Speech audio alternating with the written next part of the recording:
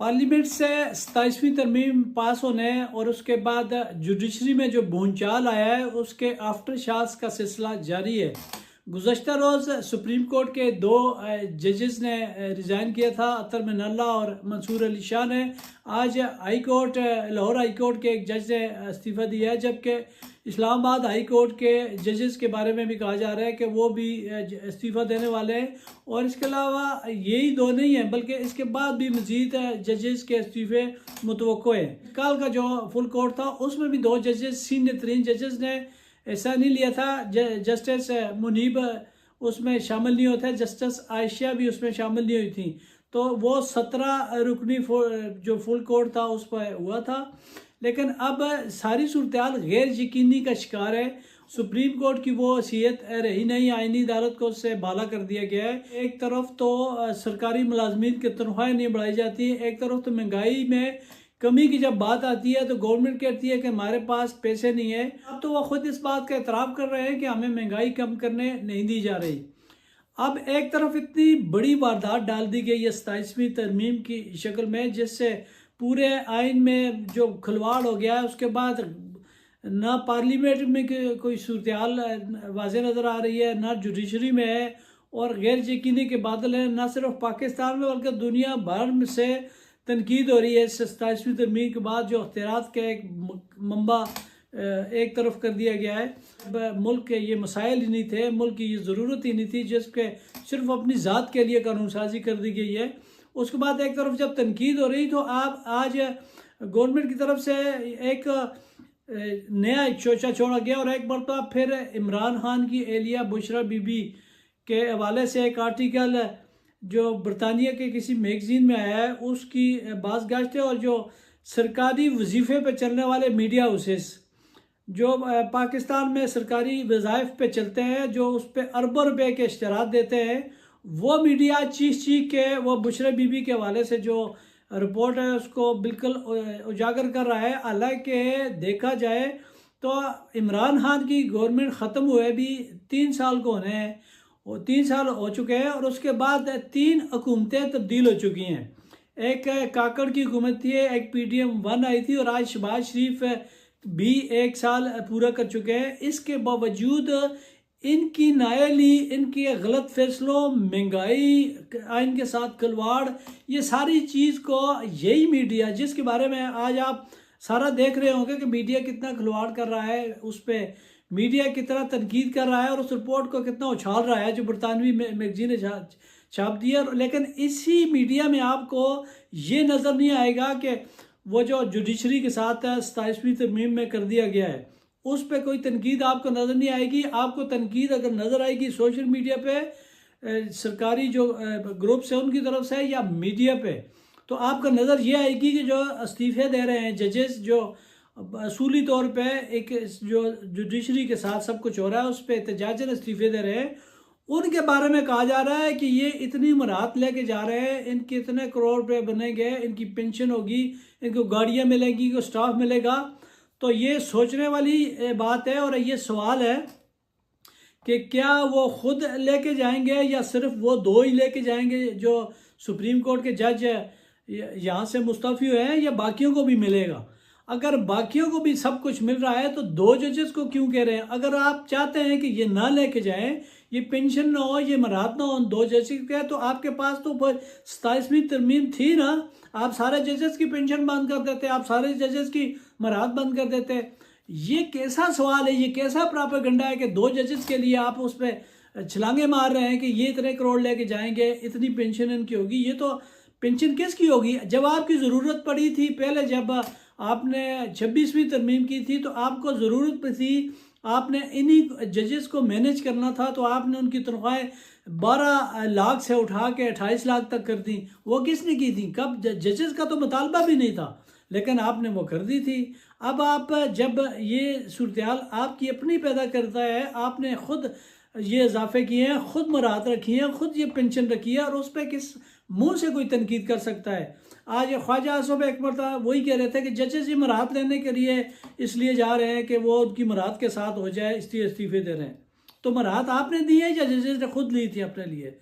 मतलब जो चीज़ आप करते हैं आप उनके खाते में डाल रहे हैं, और आपने जिनसे मर्जी के फैसले लेने थे उनके लिए ये सारी आपने एक फील्ड तैयार की और उसके लिए किया। और आज जब चंद एक जजेस जो असूल पे खड़े हैं और वो रिज़ाइन कर रहे हैं और आपके फैसलों से इतफाक़ नहीं कर रहे, एहतजाज कर रहे हैं, तो उनको उनकी मराहत और पेंशन आपको याद आ रही है 2 बंदों की, और पीछे जो बाकी जजेस हैं उनकी याद नहीं आ रही।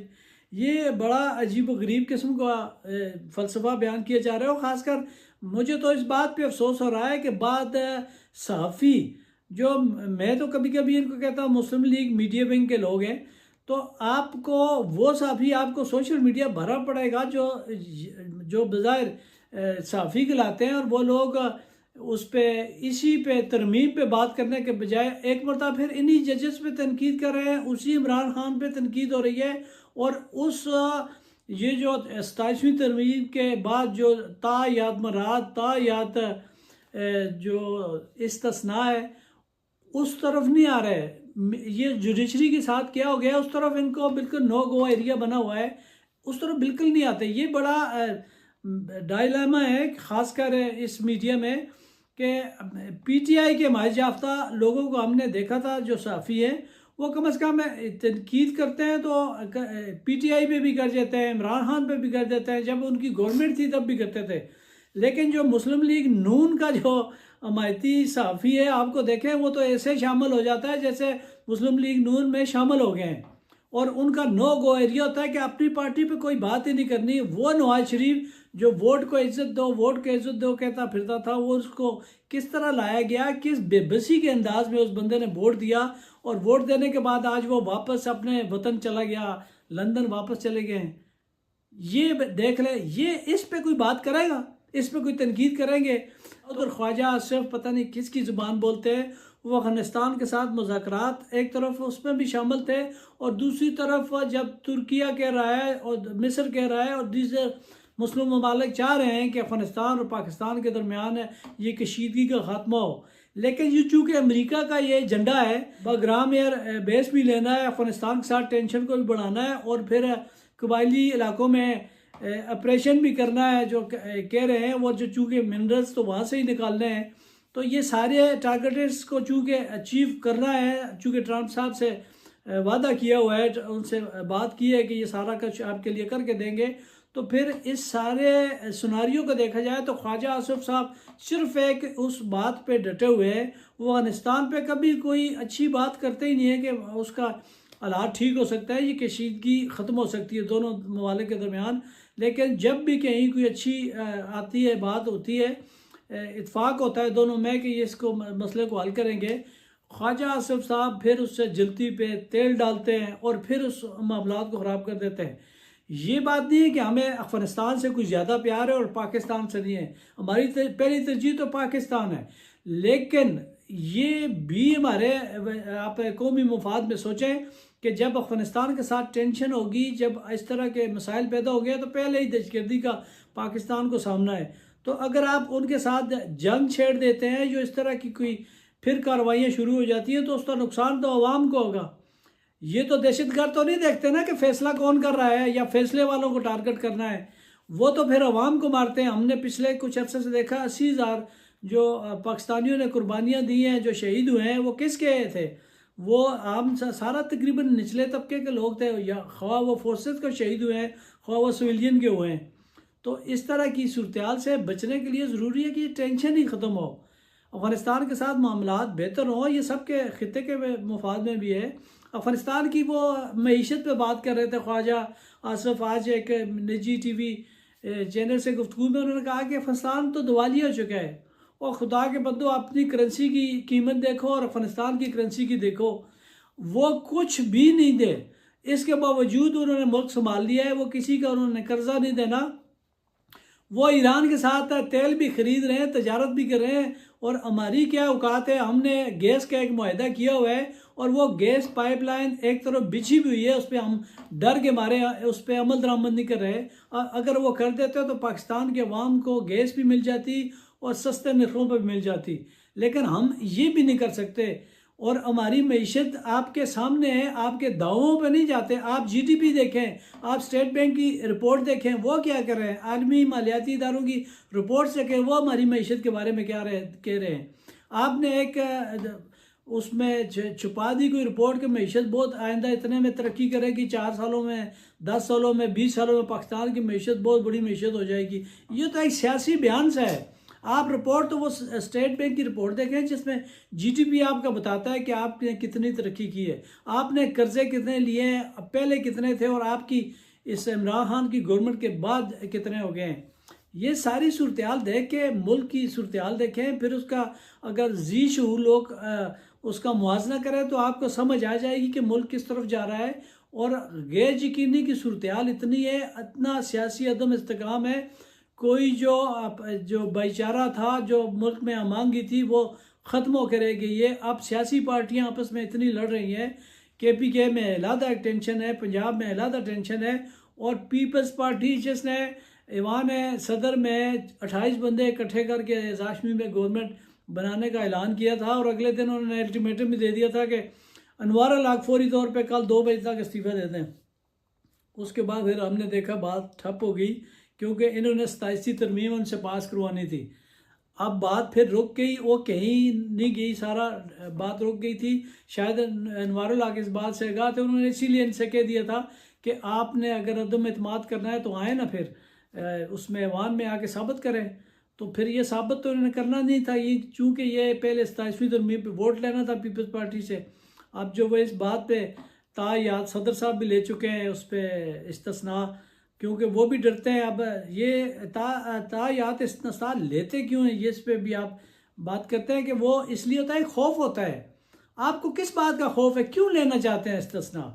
मतलब ये तो सवाल उठता है ना कि आपको क्यों चाहिए, जो इस्लाम में जायज़ नहीं है, जो जमहूरियत में जायज़ नहीं है, आपको क्यों चाहिए ये आपको किस बात से खौफ है? इमरान खान से डरते हैं, आपको इसकी शोहरत से डरते हैं, PTI के फिर किसी इक़्तिदार में आने से डरते हैं, या अवाम के उस हमायत से डरते हैं जो वो PTI की साथ करते हैं।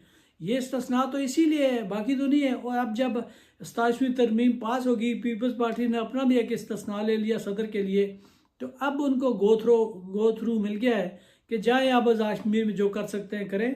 और आज़ाद कश्मीर में जो गवर्नमेंट बनने जा रही है वो भी अजीब व गरीब किस्म का है। वही जो आप पीपल्स पार्टी और नून लीग, आपको शर्जील मेहमद और उस्मान बुखारी लड़ते हुए आपको नज़र आ रहे थे ऊपर की सतह पे, चूँकि इनकी लड़ाई कभी नहीं होती। ये तो इत्तेहादी हैं, ये तो इत्तेहादी भी है, खिलौने भी हैं, इनको जिस तरह वो कहेंगे उस तरह करेंगे, इनका अपने पास फैसला साजी का तो अख्तियार ही नहीं है। तो अब वो लड़ाई क्या थी, अब आज़ाद कश्मीर में अदम एतमाद करने जा रहे हैं। आज़ाद कश्मीर में अदम एतमाद में क्या होगा, पीपल्स पार्टी और नून लीग मिल के अनवारुल हक के ख़िलाफ़ अदम एतमाद करेंगे। जब वो वज़ीर-ए-आज़म हट जाएंगे तो उसके बाद नून लीग कह रही है वो अपोजिशन में बैठ जाएंगे। अब ये देखें ना, ये नूरा किश्ती जी को कहते हैं कि आप अदम एतमाद इकट्ठा करेंगे, उसको उठाएंगे, फिर अपोजिशन में बैठ जाएंगे। और अपोजिशन में क्यों बैठ जाएंगे कि क्योंकि PTI के जो बच्चे कच्चे लोग हैं वो कहीं अपोजिशन लीडर ना बन जाए और अपोजिशन PTI की ना हो जाए। तो चूँकि आपने दोनों हिस्सों को कवर करना है, तो हुकूमत में पीपल्स पार्टी हो जाएगी, नून लीग हो जाएगी अपोजिशन में। और जब आपको कहीं कानून साजी की ज़रूरत पड़ेगी, कहीं ज़रूरत होगी वोट देने की, आप फिर इकट्ठे हो जाएंगे। लोगों को समझ आ गई, आम आदमी समझ गया है ये क्या हो रहा है। और आपको अगर समझ नहीं आती, मेरी तरफ से आपको लगता है कि मैं शायद इस तरह की बात कर रहा हूँ, तो आप सोशल मीडिया देखें, उसकी अक्सरियत देखें। आप सिर्फ PTI आपके दिमाग में बैठा हुआ है, वो इमरान खान जो लोगों के दिलों में बसता है वो आपके हिसाब पे सवार है। आप किसी उस पर ना जाएं, सोशल मीडिया पे ज़रा सर्वे ही करके देख लें कि बोलने वाले लोग हैं कितने। करोड़ों लोग हैं जो आपके ख़िलाफ़ बोल रहे हैं, और जो हमायत करने वाले हैं चंद सौ या चंद हज़ार होंगे। अब उस पर आपको क्या मशवरा देना, आप तो अक्ल कुल हैं, और वक्त बताएगा कि आपके ये फ़ैसले इस मुल्क के मफाद में थे या इस मुल्क के ख़िलाफ़ गए हैं। इजाज़त दीजिए, खुदा हाफ़िज़।